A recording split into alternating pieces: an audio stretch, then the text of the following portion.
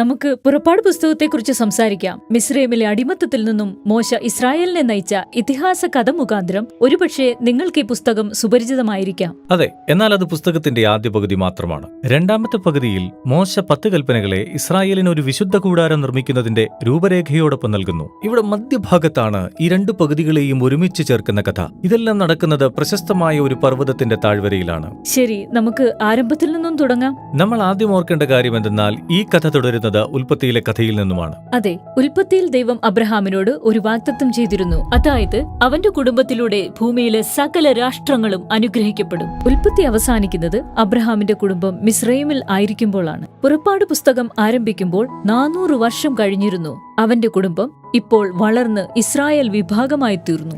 എന്നാൽ അവിടെ ഒരു വലിയ പ്രശ്നമുണ്ട്. ഇസ്രായേലിയർ മിസ്രൈമ്യരുടെ രാജാവിന്റെ അടിമത്തത്തിലാണ്. ആ വ്യക്തിയെ ഫറവോൻ എന്ന് വിളിച്ചിരുന്നു. അവനൊരു നല്ല വ്യക്തിയായിരുന്നില്ല. അതെ, അവൻ വളരെ ക്രൂരനായിരുന്നു. അവൻ അവരുടെ മനുഷ്യത്വത്തെ അവഗണിക്കുന്നു. അവൻ അവരെ ക്രൂരമായി അടിമകളാക്കുന്നു. മാത്രമല്ല, ഇസ്രായേലിയരുടെ പുത്രന്മാരെ നൈൽ നദിയിൽ എറിഞ്ഞു കൊന്നുകളയുവാൻ ഉത്തരവിടുന്നു. അവൻ ഈ ജനത്തെ തുടച്ചു മാറ്റുവാൻ ആഗ്രഹിക്കുന്നു. ബൈബിളിലെ ഇതുവരെയുള്ള കഥാപാത്രങ്ങളിൽ ഏറ്റവും ക്രൂരനായ വ്യക്തിയാണവൻ. ഇവിടെയാണ് നാം ഒരു സ്ത്രീയെ കണ്ടുമുട്ടുന്നത്. അവൾ തന്റെ മകനെ രക്ഷിക്കുവാൻ ആഗ്രഹിക്കുന്നു. അതുകൊണ്ട് അവൾ അവനെ നദിയിലേക്ക് എറിയുന്നു. എന്നാൽ അത് സുരക്ഷിതമായി കാട്ടുചൂരൽ കൊണ്ടുണ്ടാക്കിയ ഒരു കുട്ടയിലായിരുന്നു. ഫറവോന്റെ മകൾ ഈ കുഞ്ഞിനെ കാണുകയും തന്റെ സ്വന്തമാക്കുകയും ചെയ്യുന്നു. അങ്ങനെ ഈ ആൺകുട്ടിയാണ് വളർന്ന് മോശയായി തീർന്നത്. അവനാണ് ഇസ്രായേലിനെ അടിമത്തത്തിൽ നിന്നും രക്ഷിക്കുവാൻ പോകുന്നത്. അങ്ങനെ മോശ വളരുന്നു.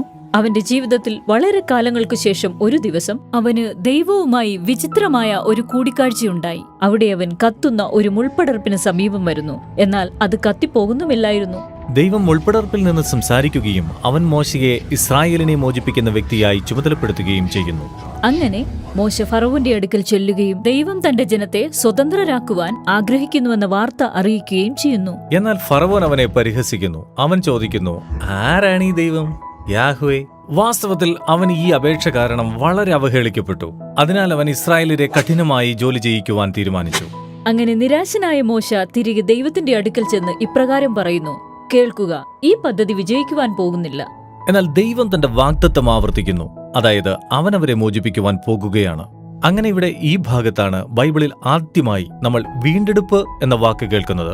ഇതിന്റെ ശരിയായ അർത്ഥം ഒരു അടിമയുടെ സ്വാതന്ത്ര്യം വില കൊടുത്തു വാങ്ങുക എന്നാണ്. എന്നാൽ ഇവിടെ ദൈവം ഈ പദം ഉപയോഗിക്കുന്നത് അടിമകളായ ഇസ്രായേലിനു വേണ്ടി അവൻ എന്താണ് ചെയ്യുവാൻ പോകുന്നതെന്ന് വിശദീകരിക്കുവാനാണ്. ഫറവോൻ എതിർക്കുമെന്ന് ദൈവത്തിന് നല്ലവണ്ണം അറിയാമായിരുന്നു.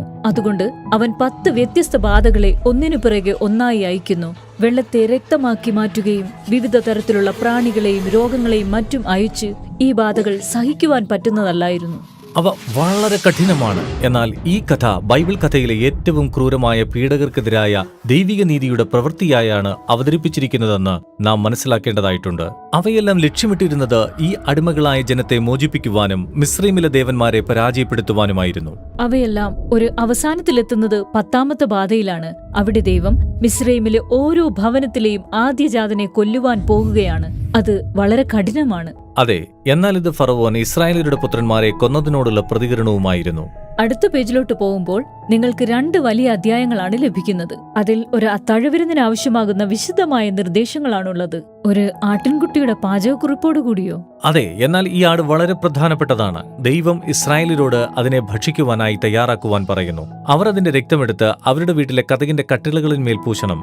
ആ വീടിനകത്തുള്ളവൻ ആരായാലും ഈ അവസാന ബാധയിൽ നിന്നും ഒഴിവാക്കപ്പെടും. അതുകൊണ്ട് പെസഹ എന്ന് വിളിക്കുന്ന ഈ ഭക്ഷണം ദൈവം തന്റെ നീതി മനുഷ്യത്തിന്മയ്ക്ക് മേൽ കൊണ്ടുവരുന്നതിന്റെ കഥയിലെ പ്രധാന നിമിഷത്തിന്റെ സ്മരണ നിലനിർത്തുന്നു. മാത്രമല്ല, ഈ പകരക്കാരനെ നൽകിക്കൊണ്ട് കരുണ കാണിക്കുകയും ചെയ്യുന്നു. ഈ അവസാന ബാധ ഫറവോനെ കോപാകുലനാക്കുന്നു. അങ്ങനെ അവൻ ഇസ്രായേലിനോട് മിസ്രൈമിന് പുറത്തു പോകുവാൻ ആവശ്യപ്പെടുന്നു.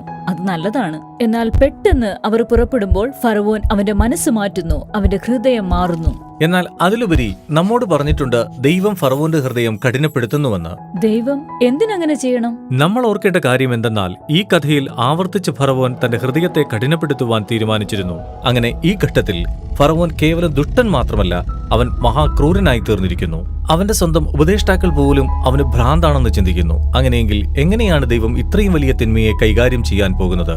നമ്മൾ ഈ കഥയിൽ കാണുന്നത് ദൈവം തന്റെ ശക്തിയെ തിന്മയെ അതിന്റെ നാശത്തിലേക്ക് നയിക്കുവാൻ ഉപയോഗിക്കുന്നതായാണ്. ഇസ്രായേൽ സ്വാതന്ത്ര്യത്തിലേക്ക് കടന്നപ്പോൾ ഫറവോനും അവന്റെ സൈന്യവും ചെങ്കടലിൽ നശിച്ചുപോയി. അതിനുശേഷം നാം ബൈബിളിലെ ആദ്യത്തെ ആരാധനാഗാനം കാണുന്നു. തങ്ങളെ വീണ്ടെടുത്തതിന് ജനം ദൈവത്തെ സ്തുതിക്കുന്നു. ഈ കഥയിലാണ് രക്ഷ എന്ന പദം ആദ്യമായി ഉപയോഗിച്ചിരിക്കുന്നത്. അതിന്റെ അർത്ഥം ആപത്തിൽ നിന്നും രക്ഷപ്പെടുക എന്നാണ്. ഇപ്പോൾ അവർ രക്ഷപ്പെട്ടു, എല്ലാം മനോഹരമായിരിക്കുമെന്ന് നിങ്ങൾ ചിന്തിച്ചേക്കാം. എന്നാൽ പെട്ടെന്ന് തന്നെ കഥ തിരിയുന്നു. ഇസ്രായേലിയർ മരുപ്രദേശത്ത് അലഞ്ഞു തിരിയുവാൻ ആരംഭിക്കുന്നു. അവർ വളരെ വിശപ്പുള്ളവരും ക്ഷീണിതരും വഴിതെറ്റിയവരുമാണ്. നിങ്ങൾ ഇപ്പോൾ ചിന്തിച്ചേക്കാം, ദൈവം എന്താണ് ചെയ്യുന്നത്? അവരെ എന്തിനു വേണ്ടിയാണ് രക്ഷിച്ചത്? അങ്ങനെ നമ്മൾ ആ ചോദ്യത്തിനുള്ള ഉത്തരം അടുത്ത കഥയിൽ പഠിക്കും. അത് ഈ പുസ്തകത്തിന്റെ 2 ഭാഗത്തെയും ഒരുമിച്ച് ചേർക്കുന്നു.